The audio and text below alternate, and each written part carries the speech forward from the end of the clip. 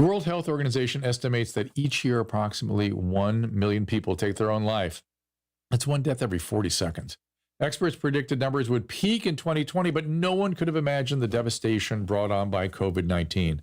During the coronavirus pandemic, you may experience anxiety, sadness, and loneliness. Existing mental health conditions, including severe anxiety and major depression, may worsen. If you're feeling hopeless, contemplating self-harm, or you're concerned about someone else, I'm here to tell you there is hope. A Mission for Michael is dedicated to helping clients achieve complete inner and outer transformation. Mission for Michael is the premier resource for intensive mental health treatment in Southern California. With an astonishing 2-to-1 client-to-staff ratio, each client in their facility receives individual care 24 hours a day, overseen by a team of all doctorate or master's level clinicians. With a focus on evidence-based treatment, along with personalized and compassionate care, they offer mental health treatment that can change lives. If you're suffering from mental illness or you're concerned about a loved one, go to amfmtreatment.com. Again, that's a mission for Michael, amfmtreatment.com, or call 866-581-4401. Again, that is 866-581-4401.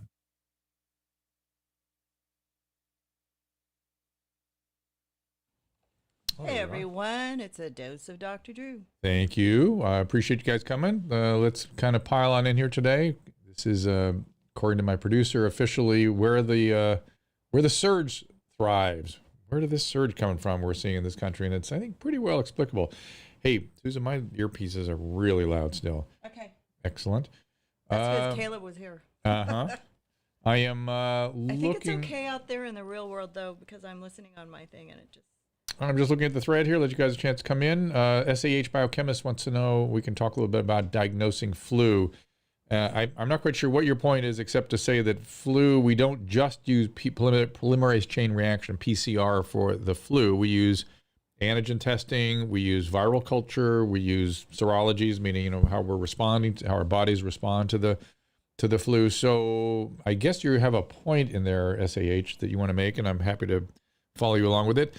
Did I see Dr. DeSantis today with 3 scientists, including Michael Levitt? That's interesting, Andrew. This is Andrew Oshkoshvili. Did not see that. That was not widely distributed. I'm guessing they talked about excess mortality. Is that what they talked about? Because they're really interesting findings on those graphs. Here's essentially, whoops, hold on a second. Whoopsie, Sorry. what's wrong? Nothing. And excess mortality, if you look at those graphs, there's been some of that floating around on Twitter today, last couple of days. And, when we got into the pandemic, you can see that we have excess mortality above our baseline. People die every day by the, thousands and thousands. And in a pandemic, we got above the baseline, not way above the baseline, by the way, because all-cause mortality went down, but the COVID mortality went up. The really interesting thing I saw in that data was that on the other side of it, and there was more, like right now, we went from excess mortality to a reduced mortality. So we're now, if these curves I'm seeing are accurate, we're actually 10 or 20% below our usual mortality rate for this time of year. So usually it's a pretty stable, our mortality rate in this country is pretty stable. We're suddenly below it, which means, and this is kind of interesting, which means that the people that died, the enough people died in the excess mortality would have died in the next 6 to 12 months, but died earlier, and so it reduced the overall mortality. Isn't that, you get what I'm saying? Am I making sense to everybody? So in other words, people who are going to die, let's out in the future here, were pushed up into the excess mortality.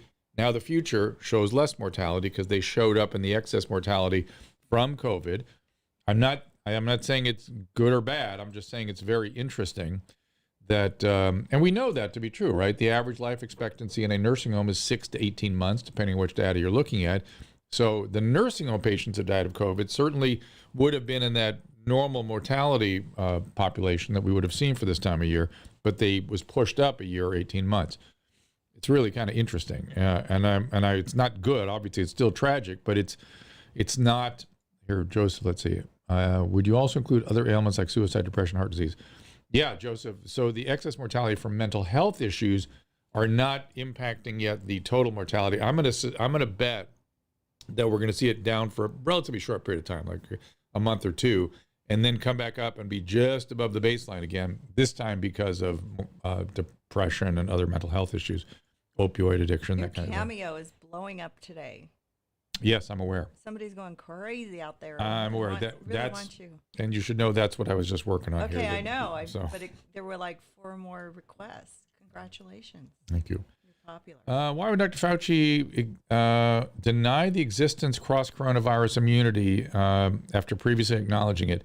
Yeah, that was an interesting exchange. You're talking about the exchange he had with Paul Ryan.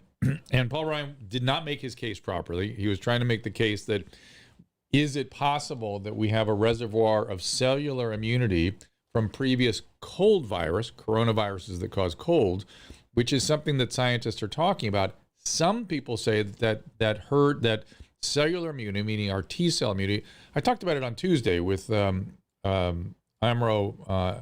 Albana from Aditex. You can look at their stuff there. That's what I'm urging them to go measure. If we can really get a representative sample of the population, and there he is. That's pretty heady stuff. Yeah, but the point is we need to start measuring that because the term 20% keeps coming up. Andrew, you can just post it, copy it, and post it. It will show up, and I'll link to it. 20% is a number that keeps coming up. For instance, like the Diamond Princess, where it was a contained environment, only 20% of the population got the virus. Now, is that because of a change in behavior? People have avoided and did all the things they're supposed to do? Or was there already a sort of a background immunity, a cellular immunity that made some people relatively resistant to the virus? It's a really interesting question. It is an open question still, and one that I thought Paul Ryan did not make very compellingly, and it allowed Dr. Fauci to sort of pissed off Dr. Fauci. He just sort of blew it off, and I thought that was unfortunate because they both are smart, and it could have been an interesting exchange. It could have been a real change that kind of moved the conversation forward. Instead, I'm sorry, Rand Paul. Thank you, Jennifer. It was Rand Paul. I'm Paul Ryan. Yes, thank you for correcting me. And he's a comic or something, right? Paul Ryan. I guess yes, I meant Rand Paul. Thank you for that. But it would have been an interesting conversation that just went nowhere. And you're right. Dr. Fauci did kind of blow off something that really was a little more complicated than he was willing to discuss at that moment. Let's see. Dr. Redfield comes out with a statement that 90% are still susceptible. That seems incredibly unnecessary, misleading. Would it be, this is from Burnside back, it would not be misleading or inaccurate to say 90% maybe, right? And I don't know what words he used, and maybe the maybe wasn't emphasized. Still, I mean, you can rely on Fauci. I don't know about Redfield, but Fauci you can rely on him. He's been conservative. He's maybe excessive. I say this all the time, but he's not wrong. He doesn't take a position until he really knows it's as close to a truth as science can give us. Hi BPR. Let's see. Joseph, the virus is mutating into a weakening form, maybe, or maybe it's just infecting people who have better immune systems, meaning younger people. We know the virus is going to live as long as possible. 4 mutations. Right, but the region that doesn't mutate are the spike proteins that are necessary for the virus to get inside the cell. And so the vaccines are being directed at the spike protein. Yes, GSR. Fauci seemed frustrated, and so he blew off Paul Ryan. And that was unfortunate. I really thought that was very unfortunate. Well, Jersey's in a fight with New York, Rand Paul, I'm sure. Jersey's in a short. Oh, yeah? Well, I mean, they're more lenient with all their rules. They're already opening inside restaurants. They're right across. You can go across the bridge, and you're in Jersey instantly. So it's a big difference. Like if you fly into New York, if you go into JFK or LaGuardia or whatever over there, you have to fill out a form. It's mandatory. But if you fly into Newark, then it's not mandatory. So Sunny Chopra asked, Trump is actively disagreeing with the CDC. Why? Nothing new here, right? He takes a very cheerleader, positive tone, and what he disagreed on specifically was the availability of the vaccine. I will bet that some vaccine will be available to somebody, and he's going to make sure that happens, that somebody gets the vaccine. Then he's going to say, see, look, but the reality is the majority of the vaccine, the most of us are not going to get the vaccine until well into 2021. So this is the hideousness of inappropriate health messaging. So, The health messaging has been botched by, actually the federal government got it almost better than anybody, even though they botched it. So everybody botched it. The state botched it. The federal government botched it. The local, I don't know about your county, but our county really botched it. Orange County's starting to get it right. Orange County here in Southern California, if you saw the interview we did last week with Chad Goes Deep, they're using those guys for mask messaging. yeah. Beautiful. Beautiful. What's that, Susan? So we got this cool link. I don't know if you have any interest, but I'm going to let you see it in the emails. I'm looking at emails. Okay. Might want to get the word out about this COVID vaccine study. They're looking for more healthy people between 18 to 49. For women, you can't be trying to be pregnant for the next 12 months. They're looking to enroll more people this Friday and Monday. Who and where? Do they go to? I just put the link up. So clinical. Look at that link. That's Wow, peninsularesearch.com. Yeah, there are something like 200 vaccines out there being studied. So, Bootyful. I haven't held a vaccine in over 20 years. I'm more susceptible going for the. I mean, if anybody's interested, I mean, hang on. I don't know if it's valid. Just go to clinicaltrials.gov. If you want to sign up for clinical trials, go to clinicaltrials.gov. I signed up there on multiple different vaccines. Here we go. Bootyful. I haven't received a flu shot in 20 years. Am I more susceptible to getting the flu from the shot if I decide to get one this year? Nobody can get the flu from the shot. It's not possible. You can't get it from the shot. You can get a local reaction that makes you feel a little sick. You can't get the flu. It's not live. It's not, you can't get it. You're not going to get it. Not a normal person. No. What's possible of herd immunity? Just sorry, I didn't see by when you're talking about. By the time we get the vaccine out, you're talking about? Well, it depends if it's 20% or not, right? And in terms of the ferocity of the virus, whether or not it is mild or now, some people are saying it is, but I'm wondering if it's the fact that we're just infecting younger people and so having much, much less biological effects. Okay, so, there's the link from Andrew. So, Andrew, I'm going to copy it. No, I'm going out to it. Going to copy it? Roundtable discussion on public health, the Florida channel. You guys have your own channel there in Florida, huh? It looks pretty interesting. So, okay, I will look at that eventually. Get that out here. Okay. So, as far as where the surge is it, how much zinc is considered too much zinc, Joseph? I wouldn't take more than 25 milligrams. And when do we find antibiotics or meds? Why would we have a vaccine first?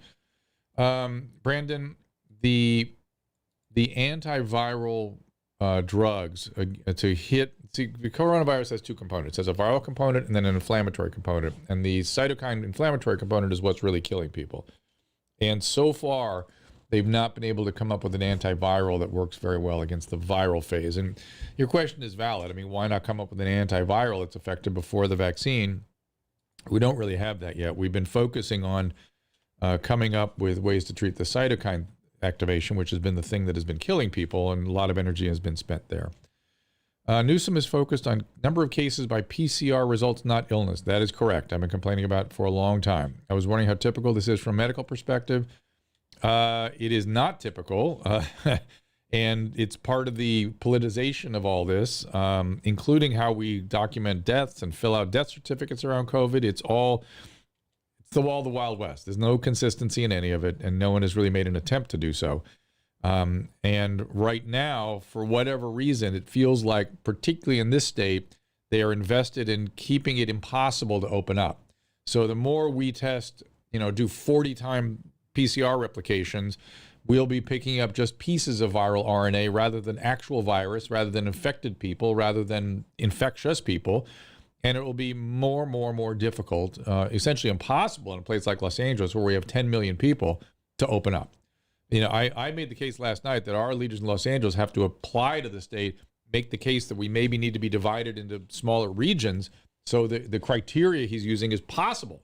Not possible now. It's not possible with a state this big. We get into the criteria we need to be in to open up, and then we just drift out and we go back in.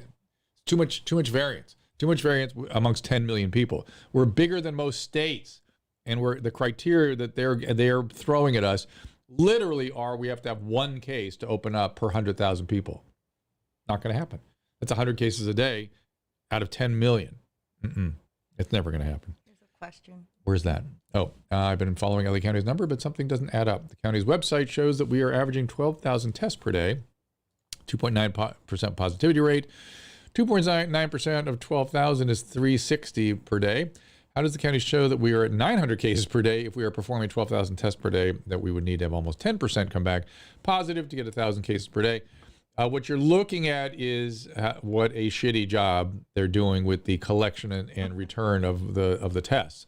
They get backlogged. They have all kinds of inconsistency in how the results are delivered to the county. And so, the positivity rate, as best they can determine it, again, that's probably inaccurate too, for that day. The positive results includes people that have been backlogged and coming in from sometimes weeks ago. So, yeah, that's the stuff I'm talking about. Out of 10 million people, how are we going to get that down to 100 cases a day? It's not going to happen. It's not going to happen. And so, so that's what I'm upset about. So let's talk about the so-called surge, okay?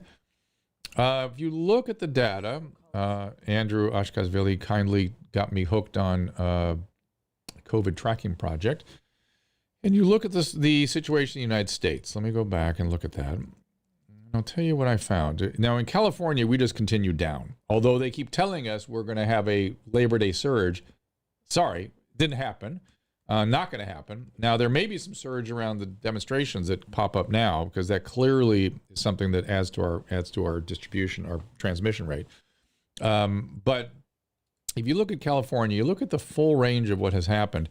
We're in kind of a head and shoulders pattern here. We had a peak in April, May, and we had another peak in end of July. And we've come way down from then to a nadir in September 10th. And we've come up roughly 10% since then. And so there's something going on. This is the United States. I beg your pardon. The United States is going up about 10%. Let me make sure I'm looking at the United States data. We've had no increase in hospitalization and no increase in the death rate. In fact, a continued decline in hospitalization and decline in the death rate. Now, to be fair, that's a lagging indicator, but the turn up started on September 13th. So we are where? We're 10 days into that. You'd expect to see something, at least in the hospitalization rate. So whatever is going on, these people aren't ending up in the hospital, right? So the apocalyptic surge that we're hearing about is not resulting in hospitalization, definitely not resulting in any death rate. Where would this be coming from? Well, I started looking around, and guess what? In places where people congregate in large numbers, there's been an uptick in those states. Where's that? Well, the Dakotas, if you remember, they've had a steady increase since they had that big motorcycle rally. Wisconsin, they've had schools back in session and some demonstrations. And in states where they have documented outbreaks in the schools, those are the states where things are increasing. But because people that go to motorcycle rallies and university students are young and healthy and don't get dangerous COVID cases for the most part, they're not ending up in the hospital. So these are essentially asymptomatic or mildly symptomatic cases amongst very young people that congregate, and they do not want, and because they're not going home, right? They're not going from university to home. They're keeping it at the university. We're not seeing it spread further amongst problematic population. So this so-called apocalyptic surge, very apocalyptic, I beg your pardon, very apocalyptic, kind of looks like a non-event to me. Do you guys agree? I'm looking at the chat stream. Does my reasoning make sense, or anybody have any issue with the way I'm reasoning it? Because I think, let's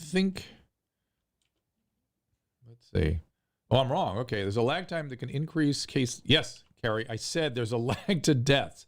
Labor Day was 2 weeks ago. That's not long enough to tell how Labor Day impacted things. I'm surprised you don't. Carrie, you didn't listen to a word I said, so I'm not going to repeat it. I'm not going to repeat because you did not listen to one word I said. So I'm only going to take reasonable feedback. What I said was it was September 13th was our nadir, and we've gone up since then in places where people have gone to school and have congregated.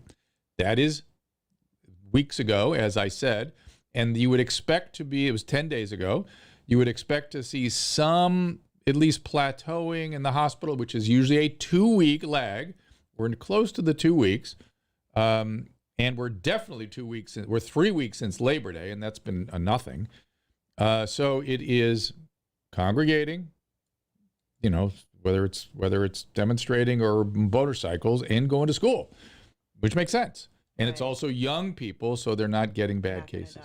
They're not getting bad. They're not ending up in the hospital for the most part. So here's a good question. Bonnie, Tammy agrees. Okay. Drew? Yeah. Look at the screen. Can we stop talking about COVID-19 for one day and talk about September is National Recovery Month? And National Prostate Cancer Awareness. Okay. National Prostate Awareness Month, National Recovery Month, my favorite months. I'm Recovery is 100% into both, so I'm happy to talk about both. But I do, yeah. What do you want to talk about, Bo? Yeah. So let me go back over the data. I will review that because apparently other people didn't understand later what he said. We can talk about this stuff later. So people are talking about an apocalyptic surge, right? Every state is going down except for a few, and it's going down quite. And although we had 2.5 times the number of cases in our U.S. peak in July, we had the same number of hospitalizations. Our peak was about 27,000 in May. Our peak was 60,000 in July. We had the same number of hospitalizations in spite of almost 3 times the number of patients, meaning people weren't getting hospitalized. They were young people with mild illness or just carriers. Same thing with the death rate. The death rate was 27,000 people got the illness. Death rate was a peak of around 2,700. And then with our much higher peak in July, the death rate was 1,200. So we had less than half the number of deaths, more than twice the number of cases. Things are milder, right? Now, I will repeat, we hit a nadir where there was a brief uptick on, hang on a second. Get that right. September 12th. Yeah. September 12th. So about 2 weeks after Labor Day. Labor Day was about the 1st this year. So we hit a nadir right around then. Went down. And what happened, and when you go to states where there was large numbers of people congregating on the beaches or at the lakes, you do not find a surge. California has continued down, and we were told, oh, there's going to be a surge. It continued down. So when you look around and try to figure out what's going on in the states that did have a little bit of a surge, it's the Dakotas, it's Wisconsin, it's Oklahoma, it's Ohio. It's places that had rallies of one sort or another, demonstrations of one sort or another, and schools, universities, and young people at all these things. So because the young people were the ones getting the virus, they weren't being hospitalized. They weren't being reflected in the death rate, even though we could see some mild increase. You're right. There was, it's a 2-week lag indicator. I agree. But I don't see it. It's continuing down rapidly in reality. So it's probably just that young people are getting infected. And a lot of them are not going home. They're staying at school. So they're not infecting anybody else. All right, Tracy, recovery. Thank you for talking about your 14 years in recovery. Appreciate that. It's a big deal. It's a long time. Yeah, Ashley's begging for the surge. There you go. Washington State governor just canceled all high school sports. Is there uptick in Washington? No. I bet there is, because that's a lot of the same stuff. Let's see. Well, you can make your kids do like theater and music, maybe. Maybe. Here's Washington Learn to play the piano. State. Here is Washington State. And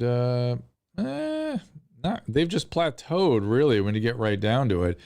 They've gone from, they were, around 600 to 800 cases per day. They peaked out around 1,000. They went down to about 500, and now they're back at around 550, 600. So that, yes, they have had a little turn. They have had a little turn up, and the hospitalizations have gone up a bit for them. And maybe that's what they're looking at. They're concerned about and maybe they're seeing that it's all happening in the schools, or maybe people are bringing things home from schools.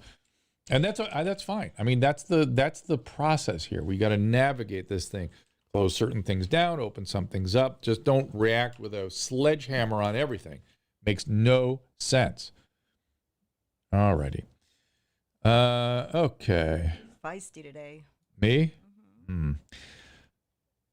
I had a bad stroke and COPD, heart problems. Will the virus hurt me? Don't understand if I will end up in the hospital. dark angel. What will hurt you is not getting your medical care. The medical system will help keep you safe. They will keep you free of the virus. Don't avoid care.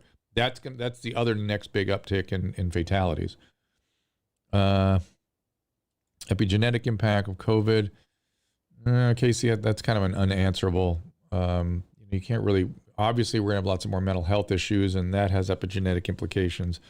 But it's hard to think about it that way because we really don't know what the epigenetic manifestations are of a given mental illness. Okay, Kaylee. I'll use the sledgehammer metaphor. You see the question about the JJ vaccine trial? Yes. Benefits of such vaccine. I'm curious about your take on the COVID impact on bradykinin. We did a whole big bradykinin, Deborah, episode with Dr. Yo, talking about the connection between bradykinin and RANTES and the other aspects of the cytokine system. I'm still unconvinced that bradykinin is the primary issue. I think it's an ancillary issue. The J&J vaccine is a single shot. Obviously, a single shot presumably gives you immunity sooner than having to take a second. It also sustains the immunity for a given period of time longer. So the idea of a single shot is appealing to me if indeed the immunity is established more quickly. Did you see those rams up there?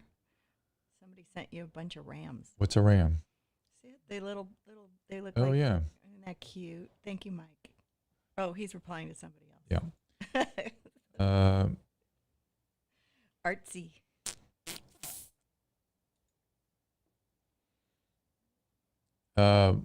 Wayne wants to know how I allow psychics on the platform. Susan, that's your area. Oh, thank you for mentioning it. We have another show coming up. No. They said, how can we possibly allow it if we're doing science? Rebecca Fearing will be joining me next Wednesday. That's my show. My producer is entitled to promote her stuff. I am. Yeah. Because I do all the work and the heavy lifting. What's the best website for comprehensive COVID info? Probably, I mean, my Dale, Andrew, what's the one, the projection one? COVID-19 dash, let me see what comes up on my thing here. It's actually a really interesting site with a lot of material. COVID-19 dash projections. COVID-19 dash projections is a really interesting site. Be careful when you go to when you search COVID-19 dash projections, you get the healthdata.org, which is the University of Washington data, which I have abandoned. The COVID-19 dash projections is an artificial intelligence way of looking at it. They also compare everybody's projections and their models, and it turns out that these machine learning models are do just about as good or better than just about anything else. So let me look at California, see what the most recent. Yeah, the most recent models show just a low level. I'm looking at California, just a low level boil. This living with this thing until we get the vaccine. I mean, that's it. How do you see all this going to end when all are either infected or the virus will become another? No, I think this will end when we have vaccine. I mean, that's what can put a stop to this. Andrew, you've disabled the IHME website from popping up on my computer, on your computer. I just don't go to it. Their projections were all over the place. Best way to get rid of depersonalization during panic. Zach, there's a book called Dare, I think it's called. It's about leaning into panic. And depersonalization is really just a feeling that you're out of body, which is the degree of panic you're in. Eventually, you will go into shutdown or dissociation in any panic. And you have to kind of have a cognitive presence of talking to yourself and how to lean into a panic attack. Believe it or not, the way to get over panic is to kind of bring it on. We know that exposure is the primary way to deal with obsessive compulsive disorder and panic. And this Dare, let me make sure that that's the right name of the book so I don't screw that up. Amazon. Whoops. Give me a second here. What? You don't like the dog breathing hard? Did you hear him come in and flop down? Like, oh. Uh-oh. It may not be called Dare. Oh, there it is. Yeah, Dare, the new way to end anxiety and stop panic attacks fast. It's got by a guy named McDonough. So Dare is the thing I would recommend. Does California include antigen test results in their numbers? Oklahoma just started adding them 2 weeks ago. I don't believe so. I do not believe so. I think it's all PCR. It's all PCR test. What's PCR? Polymerase chain reaction, which we do a sort of excessively accurate's not the word, sensitive test, where we may be picking up things that aren't illness. That's one of the criticisms of that now. Thank you, Danielle. You have an increased risk of COVID with hemochromatosis. I would say that in terms of risks for complication, I mean, we all have the same risk of COVID, right? Unless we're children, we don't have the receptors for the COVID. We don't know if some people may have some cellular immunity. We got to compile some data on that yet. But in terms of complications of COVID, that the same problems apply, the same issues. There's no added risk factors of any other disorders. So it's central obesity, metabolic syndrome, all those inflammatory components. Hemochromatosis, not now. If you get very, very sick, hemochromatosis makes your illness more difficult to treat. Any chronic illness makes an acute illness more challenging. Okay. Yeah, we Sarah Moore, we did talk quite a bit already about Fauci and his interaction with Paul Ryan. Did I get that right? Am I saying that right? Rand Paul. I thought it was just a missed opportunity for the two. I thought you had it wrong this earlier, and I was like, I'm going to get a pen and write it down because this is ridiculous. I can't get the paper. Should people be tased and arrested for wearing a mask outdoors? Guy with the crazy hair. What? Rand Paul. Yes, Rand Paul. It looks like he has a funny looking tooth. He was an ophthalmologist. He was? Mm-hmm. Not an optometrist, as some make fun of saying. Ophthalmologist, eye surgeon. And eye surgeons are smart. That you don't get those residencies easily.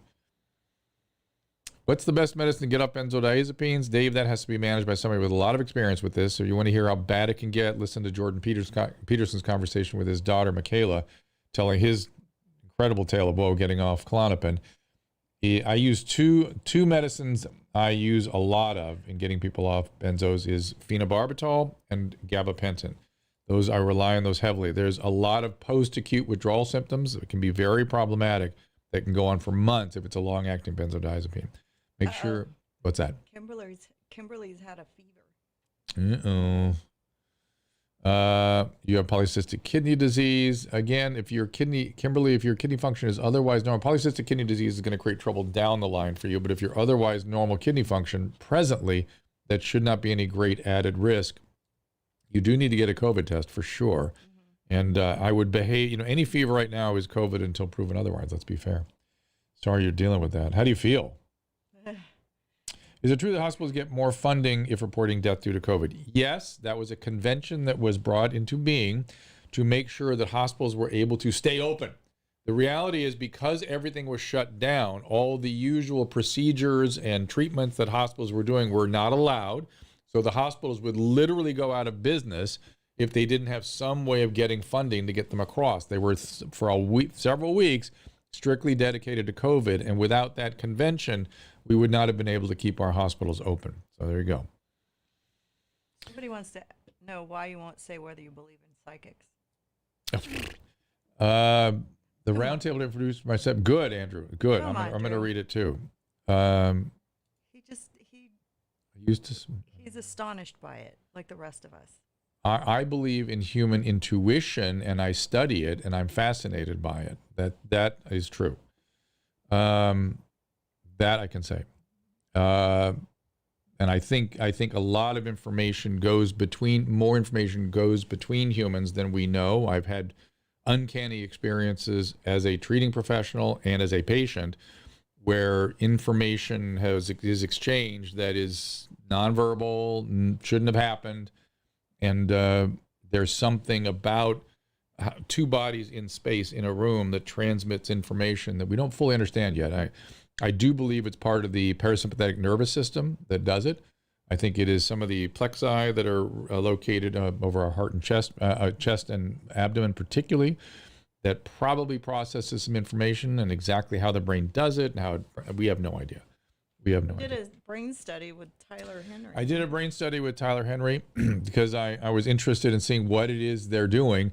And his brain, when he did the reading, his brain scan, I was with a neuroscientist at the time, and his brain activity was extremely abnormal. Nothing either of us had ever seen before. It was essentially, he was at once asleep and hyperstimulated. He had absolute sleep waves going on, but he had a hyperactivation of some temporal areas and a strange autonomic response again, where he was sweating and bradycardic and all kinds of crazy stuff. He sweats a lot. Yeah, so he ruined my it's silk interesting. chair when he was in my house. It's interesting.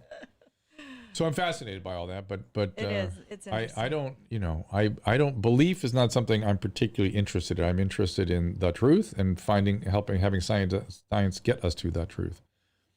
Heather McDonald does do a great Tyler impression. She does. But you got to get Heather McDonald in here, Susan. The comedian Heather McDonald. She's been on our show 2 times. On the stream? Yeah. Remember, and she did it in Laguna that one day. Oh yeah, I do remember that. That's right. I mean, that was so different. Yeah. Yeah, anytime she'll come. That's funny. I forgot about that. That was such a different experience. She said she didn't like coming on because, she didn't think people liked her whininess about COVID-19 and being in quarantine and then being, having everything okay. Like, I don't know. It was just sort of a weird time for her. You know what I mean? Like she's not,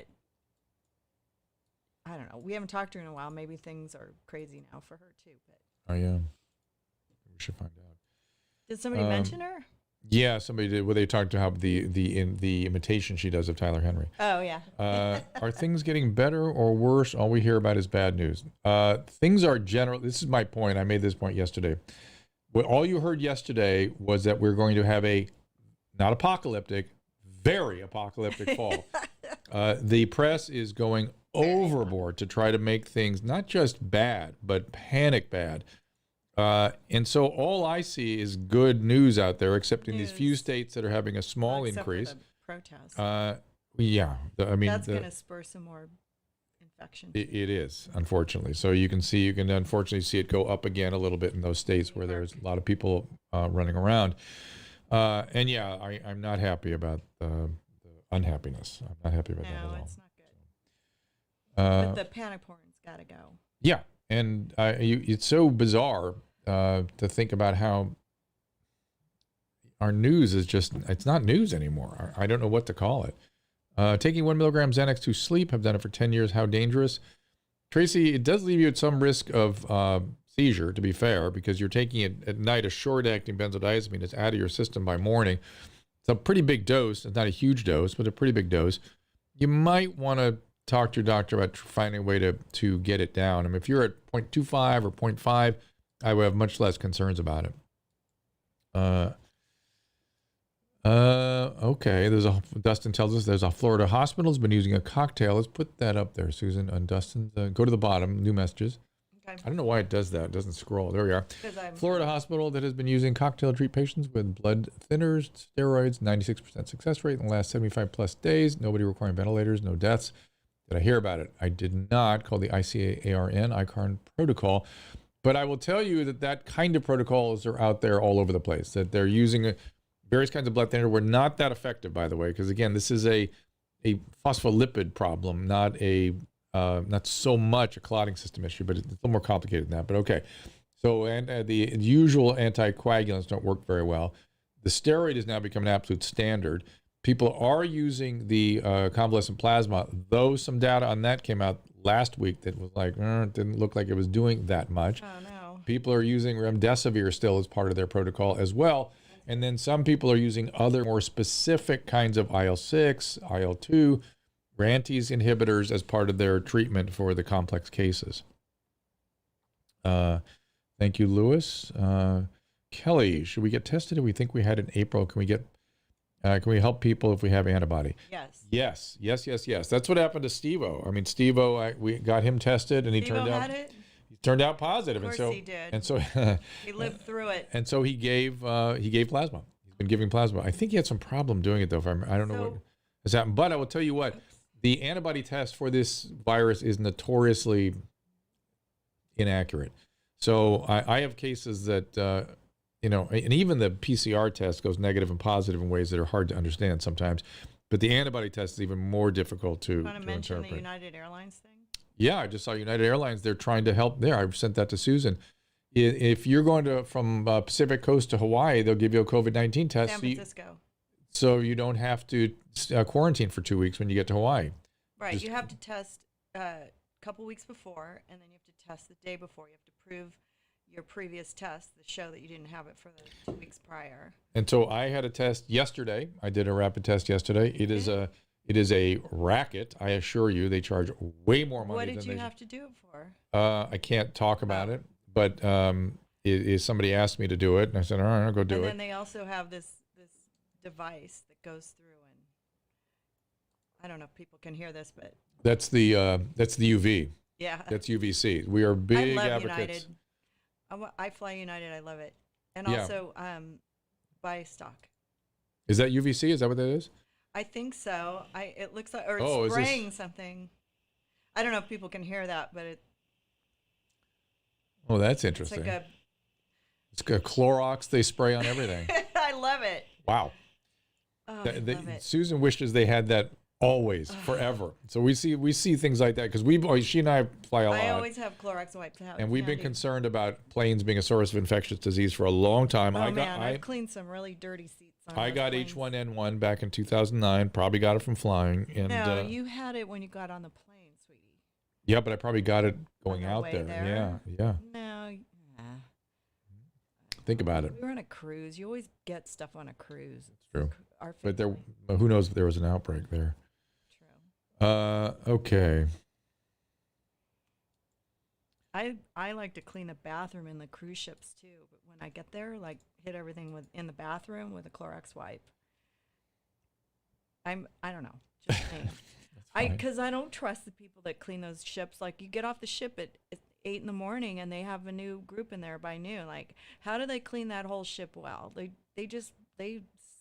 can't do it that well. There's no way that they sanitize everything as well as they could, you know? Tom Cigars, I don't know Japan's numbers offhand.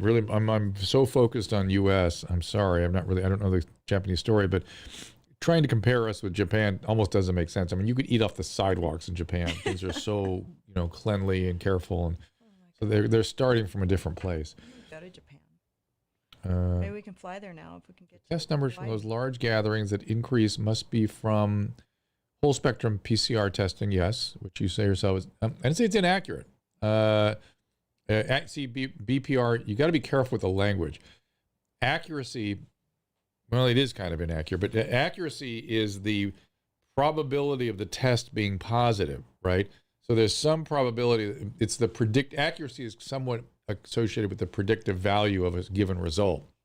If you're getting a result that is very, very unlikely to be positive, but it turns out positive, you have to have a super careful, sensitive and specific test for it to be accurate. In this case, we are going for sensitivity, and it's a very sensitive test, and it's going to pick up a lot of people that don't have illness. They may have viral particles, but don't have illness, and we don't know if they are contagious. How long before you are? What's the matter, Susan? So he said, why don't psychics win the lottery and then give money to charity? Right, exactly.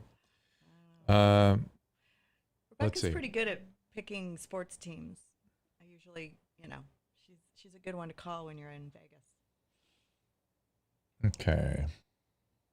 But she's not great at picking numbers. We've tried that. Why does hypertension increase the severity of a respiratory virus? That's a great question, JH.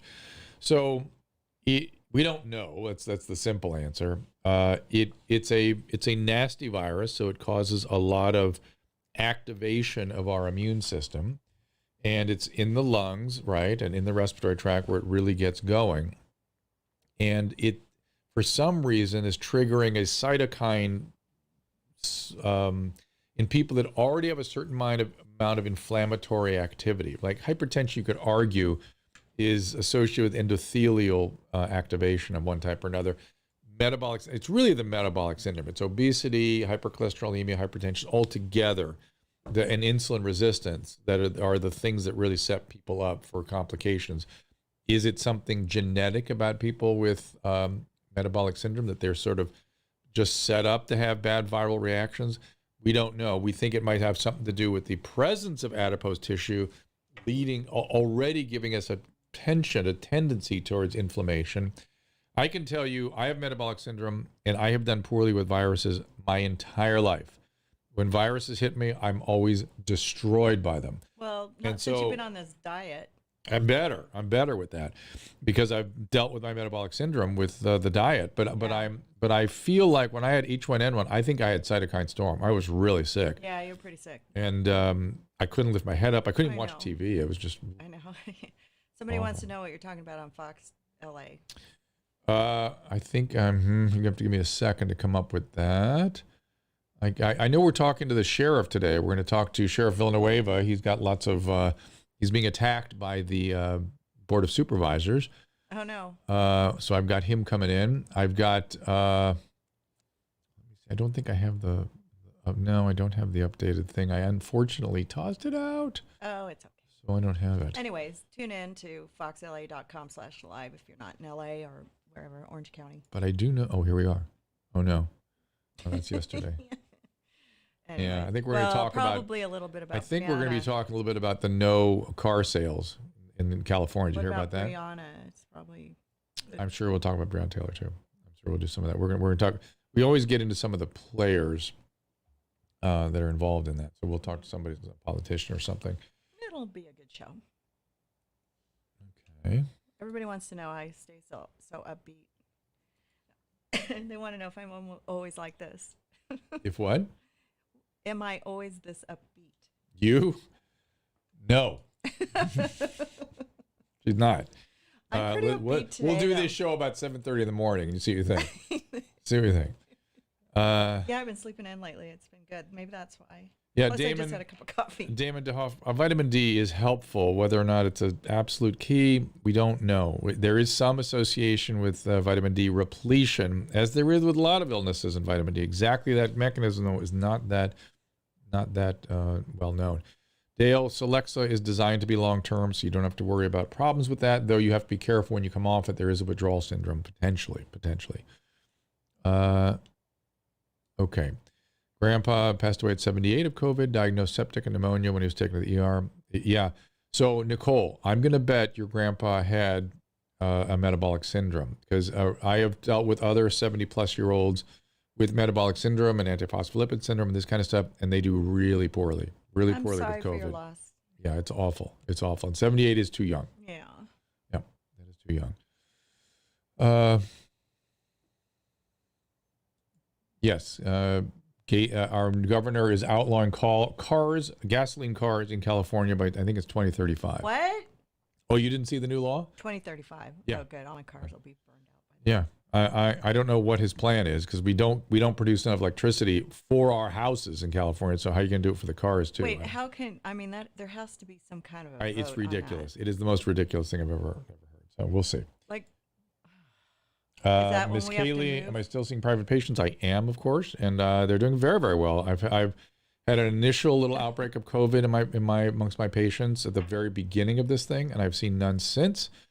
And my patients are all doing great. They're old. I deal with a lot of elderly patients, and they come in, and I see them, and we do the distancing and the ventilation and the mask wearing, and everyone gets proper care. My patients are not resisting coming in for care, which I appreciate.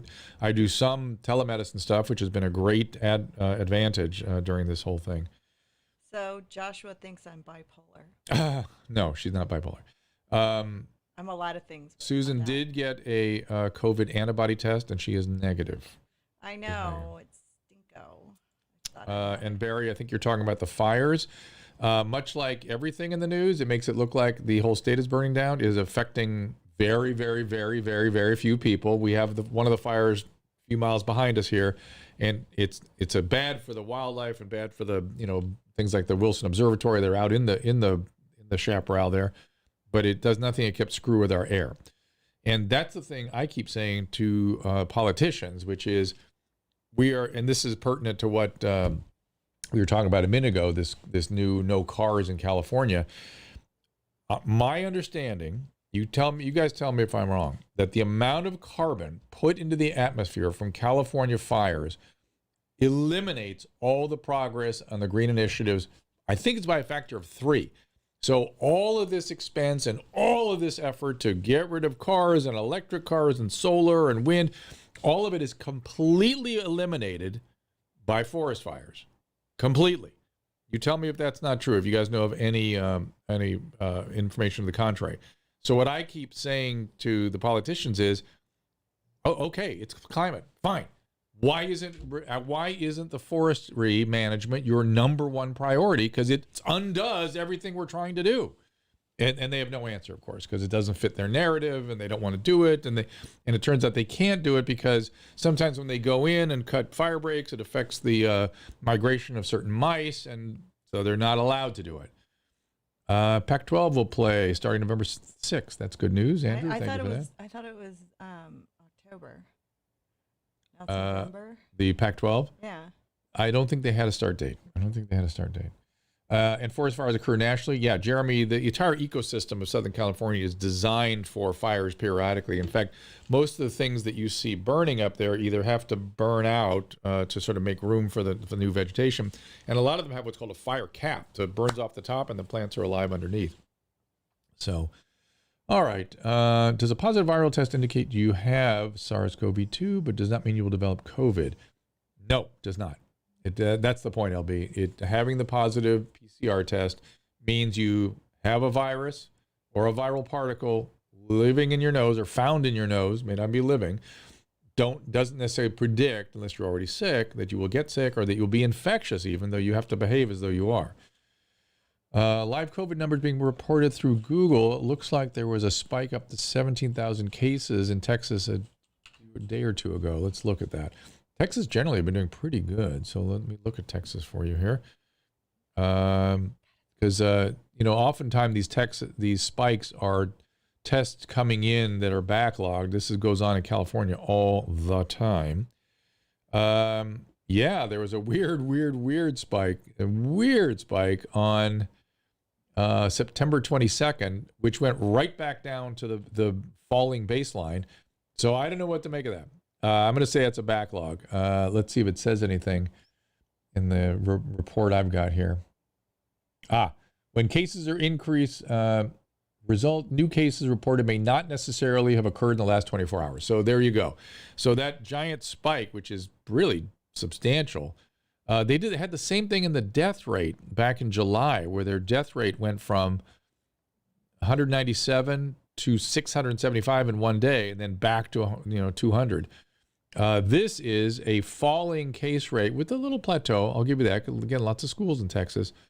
They're at around 3,800 cases, and suddenly they went up to 17,000 and then back down to 3,300. So, this is the kind of stuff that I can tell you the hospitalization rate is continually falling and plateauing. The death rate is continuing to fall and plateau. So there's some technical problem there in that data. That you can guaranteed for sure. Guess who's coming in tomorrow? We got Kelly Victory to take me on tomorrow. Everybody's favorite. You guys like her, and maybe we'll ask Kelly about that. Amazing. About the sudden spike in Texas. Again, that's the stuff that gets reflected on the national data too. That is just not that big a deal. I have made comments about New York City and high case fatality rate. New York City was clearly a special case. The fact is, I think the living environments and the elevators and hallways of the particularly Upper West Side, the Upper West Side is way Upper West Side. I'm talking about, the living environments need to be it's like a assessed. cell block up there. Yep, and I think that needs to be talked about. And there was a lot of inadequate healthcare response, and there was a lot of people with the risk factors for the cytokine storm. There was an uptick in a Hasidic Jew area, and they think they're being targeted. Like somebody. They probably stay home the most. You know what I mean? Like if anybody's going to quarantine. You mean like somebody is sending the virus into their community? No, like it's not happening. And they're like, why are you picking on me? But it's upstate New Yorkish. Okay. It's it's more relevant there. Okay. All right, you guys, I'm going to start to move towards wrapping this thing up. Let me see your last minute questions here. How much different is olanzapine from lurisidone? Very different. Those are different medications, Marvin. The olanzapine, made you gain weight. You can maybe there's something they can give you to counter the weight gain issue, sort of a appetite suppressant. That's not those are hard calls. Your psychiatrist has to make those calls for you. Dr. Kelly's in Colorado. And you guys are asking about Rand Paul and Fauci yesterday. We have addressed that 3 times in the last hour. But maybe she just joined. It's Liv Moore. Maybe she wants to know. Okay, should I do it again? You can listen from the beginning. We talked about it at the top of the hour. Love Dr. Kelly. No other person could get me to listen to an anti-masker. But that's again what I want to emphasize. I'm a mask advocate. She's an anti-masker. We are both have good training and we share our ideas. Or is she just doesn't want people to feel bad if they don't want to? She is a anti-mandate mask wearing, and she is pro mask wearing in certain situations that make sense, I would say. Yeah. But that's anti-mask. Let's be fair. I like Dr. Victory. Yeah.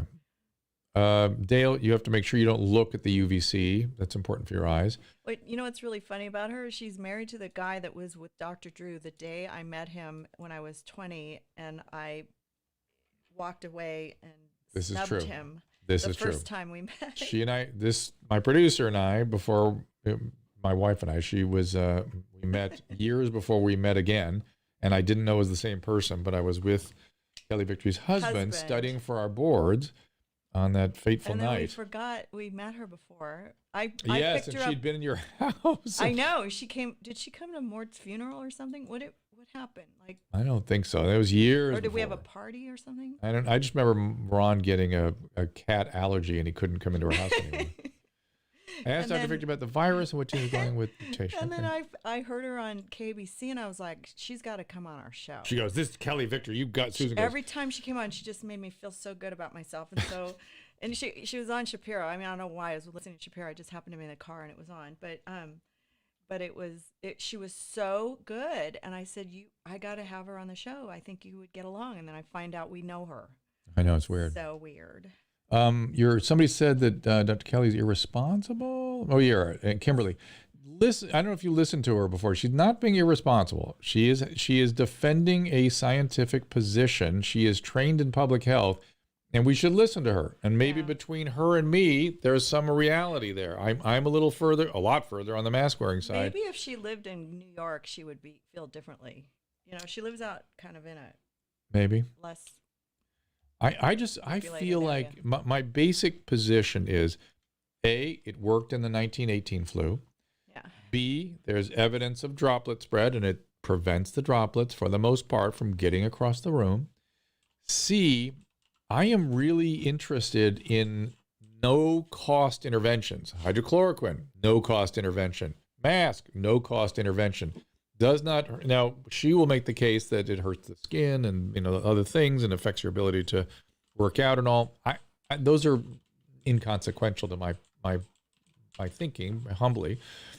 No, JH, she's an ER doctor. And you can tell it's 4:15 now. Rex is here on top of me, as he always is, ready to eat. And as I was saying, lost my. Oh, and so masks are a non-event. They're just a non-thing. No harm, no foul. So why not? Let's say it prevents 1 in every 100 transmission. Why not do it? Why don't we make a difference where we can? That's all.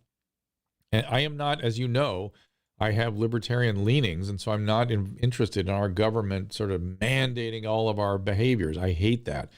But all things being equal, why not this simple thing? I catch myself wearing them in the car, and when I get home, like for like an hour, I'm like, oh, I guess I can take this off now.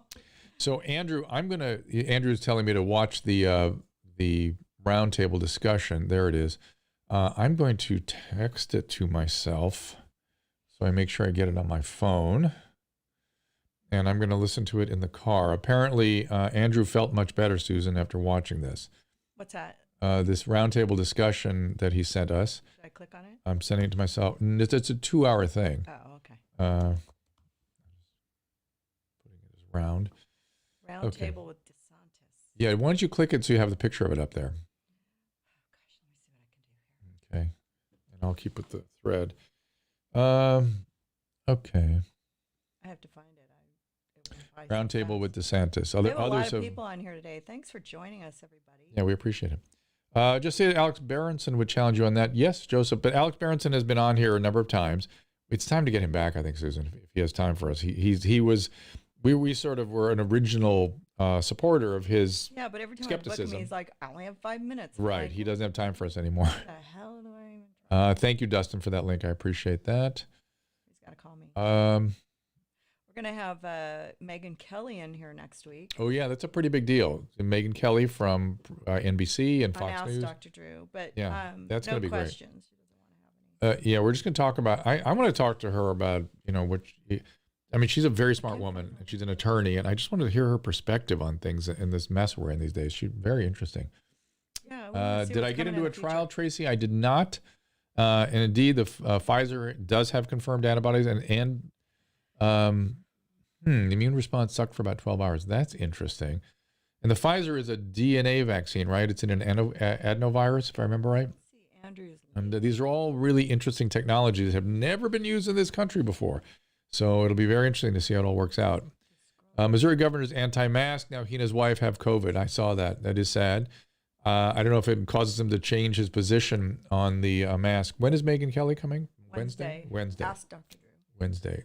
All right. I want to wrap things up. Susan, did you put the... I don't have a banner yet. She's sending me a headshot tomorrow. Can you show the picture of the link that I can't find Andrew the gave us? link. Can I email it to you? Would that be helpful? Yeah, that's fine. Okay, so here it comes. Yeah, I'm looking for it. It'll take a second. Coming your way now. Takes a while. Okay. It's so weird how you can just send stuff through the air. It just blows my mind. It's like a plane, taking off. It just Were you an blows. electrical engineer one time in your life? Is that what I happened? mean, it's amazing. Thank you, Betty Boop. Although it's taken a while. Sorry, you guys. Did you Kelly, I sent you another email. We got to chat about these things. There's a lot going on. Thank you, Alyssa, for missing us on HLN. They did not fire me because of the whole Hillary controversy. They had already fired me. The ratings sucked. The ratings were doing poorly at the time, and they wanted to. They were going to take the entire network in a completely different direction, and they were They not didn't allowed. want us to tell anybody that it was canceled before because we didn't want to tell. There were shows that they had to do, so there was like Correct. a month that they did the shows when we knew it was going to be canceled. Right, And but then in that time, that whole controversy After. developed. So it looked like.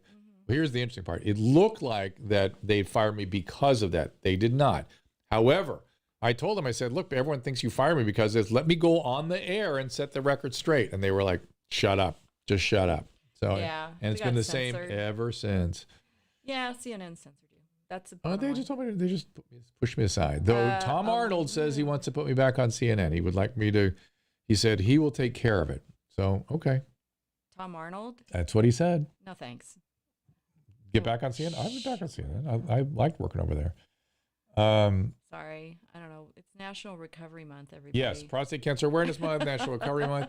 And did you put that came up for some reason. and did you? instead. There it is. You I'm put the thing getting up. it. I sent. Just so you guys can see the link shit. that Andrew Oshkosvili sent us, which is a roundtable in go. Florida that included Michael Levitt, who's a very interesting Nobel Prize winner, who's looking more at the excess mortality issues There than it is. anything else. And I'm expecting that Sorry, they're going to beg talk pardon. about this thing I talked about an hour ago. Why did they keep Which going was to that because there was a lot of people who would have died in the 18-month window pushed into like a 4-month window, we're seeing lower excess mortality relative to our usual numbers right now.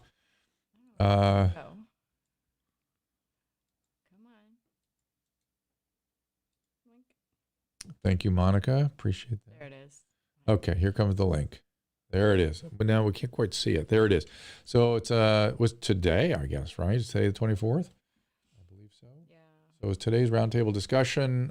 We will, again, the link is on the thread here. Andrew put it up. Well, there's not much to see there. I mean, I don't think people can hear it anyways if I play it. I have a problem with that. Never capitulate to the mob, BPR. There's an interesting thing about comedians right now. Guy that You was guys, very sad. there it is. You guys tell me if you're not thinking this too. Comedians since Lenny Bruce, I think I mentioned this on the thread, have always taken on the man, right? And the man is like the government and all this stuff. And certainly comedians are doing that right now. They have an endless supply of material, but they won't take on the mob. which is really interesting. And I don't mean the criminal mob. I mean the mob of people that are so active in the political scene today. And there's opportunity to sort of call it out for certain things. And comedians seem to be, well, comedians are the man talking sports. They're the man now. Comedians are, they're in the elite, they're in the establishment. And so when they take on the man, it's not as distinct as if they were to take on the behavior of the mob, which would be very interesting for them to sort of, usually the job of the comedian is to sort of call out some truths and help us have more insight into what we're seeing here and what we're all experiencing. Conicals, wait a minute. You'd think if we get the vaccine before November, we can enjoy Thanksgiving and Christmas. I do think if we can get the vaccine by then, we will be, but not everyone's going to be getting it. No, not and according to Fauci. Tony, I don't know what Joe Rogan was calling out. Calling who out? Pfizer is an mRNA vaccine. Isn't he always calling somebody out?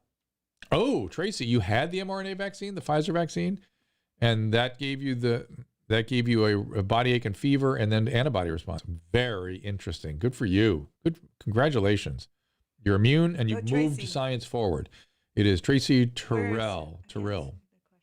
You're a hero, Tracy. Seriously. I'm not kidding. That is no kidding. She got the Pfizer vaccine. And also I'm jealous because I want that vaccine too. We're all jealous. I had a dream we were going to take a big cruise and we had to cancel it. So then I went to the dock and I jumped on like a 3-day cruise. And I was going to tell you I'm getting on this 3-day cruise. And then it ended up being an 8-day and the cruise took off without you. Then I realized I didn't have a ticket or a room. Those are the kind of dreams I have. That sounds like one of my dreams. That's because I slept in this morning. It was and then I was like, oh crap, it's 8 days. And it was going to, I think it was going to. That would sound like very much the one I would have. It was going to Alaska or well, something. Welcome I was to like, the I don't world. want to go to Alaska. Get me off this boat. And I didn't have any clothes. And welcome to the world of anxiety. That's an anxiety dream. Congratulations. I decided I want to book a cruise when I woke up. So I need that vaccine. Monica Ricci, yes, Megan Kelly is a great to get. Thank you for that. I know. That was. Thank you, Valerie Allen. Thank you, Susan Pinsky. I shouldn't have announced it before it happened the other day, but I was like, ooh, it's not confirmed, but it confirmed today. So fortunately, she's really excited to talk to you. Truth Raider has an interesting comment up there. He says, the comedians, like anyone else in show business, are afraid of being canceled for saying the wrong thing, especially if it's true. Yeah. And so I would argue, you're absolutely correct. And I understand that, and I'm sympathetic to that.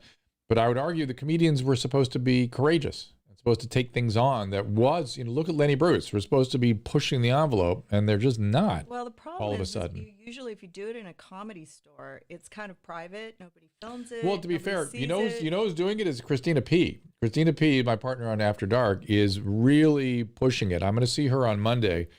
I haven't seen her in a couple of weeks, and she very much, right, JH, you just pointed that out. Christina and Tom both, but Christina particularly is pushing something she's calling the rational revolution. She wants the restoration of rationality and the usurpation of the world of just feelings and anger and aggression, and that we have a return to a philosophical, measured kind of approach to problems. And there you go. Quackenbush super chat. Thank you, Quackenbush. My 15-year-old wants to run cross country. We quarantine with my over 70 parents. Do you think it's safe? I do think it's safe as long as they, Chad, as long as they practice distancing with the kids, which I'm sure they will. It's outdoor. Yeah. It's in the UV. I think it is very safe. And if I would keep the kid away from your 7-year-old parents anyway, just because he's going back to school. But they're quarantining. I understand. I don't think the cross country adds any special risk to a kid going back to school. I think that's a reasonable.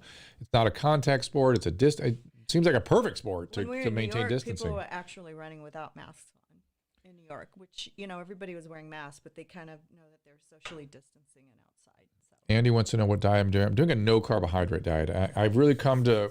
We'll do some. Susan, we got to do some Vinny stuff here and some conversations, maybe with Dave Feldman, people like that. There's a whole fat world. In fact, there's a documentary I'm in called Fat, and you can see some of the issues there. I've really of the opinion that for people like me, carbohydrates are a bigger issue than fat by a large margin. And let's just get Vinny set up and have him come in, and we can maybe even maybe somebody new. I mean, what would be super cool is to watch a previous show with Vinny and Dr. Kate. We have those in Dr. Kate Shanahan. Kate Shanahan's the other one that's a very big advocate of certain kinds of fats and low carbohydrate. Her thing is you got to stay with butter, animal fat, and olive oil, and that's it. And anything else is adding to this inflammatory thing. In fact, she thinks that the whole cytokine storm is related to those dietary issues of polyunsaturated fats. Okay, we're running really Steve, Doc, how many confirmed cases outside have there been? All I know, Steve, I've not addressed that question in several weeks, but when I was looking at that data, there'd only been 3 in China. Everything else was indoors, predominantly in the home where people were quarantining, which is why people have called into question the issue of quarantining. Yeah, it is 4:26, and I got to get to Fox News. So gotta go. Thank you guys. Paul Saladino on. Okay. Thank you all for being here. We appreciate you hanging out. Appreciate your questions. The flu shot, half the time they don't get the correct strain of influenza. General public doesn't keel over and die. Most people are fine from COVID-19. Yeah, get the flu shot. It's still at least 50% efficacious, and you do not want influenza A. You certainly don't want H1N1, which I had, and it was terrible. You won't get H1N1. Yeah. You know you won't have the flu if you get sick, and then you have to get a COVID. Right, and we don't want to add influenza to the current COVID outbreak. Why do we want to have more sick people on our hands right now? Bye-bye. What kind of type of packing did I use on Josh Cutter? I used Nugaz, which is medicated. So. All right, enough about Josh's pimple. All right, see you guys tomorrow with the great Kelly Victory. With so much focus on keeping ourselves and our loved ones safe and healthy, it's easy to forget that most of us are going to experience things like allergies, colds, possibly even the flu.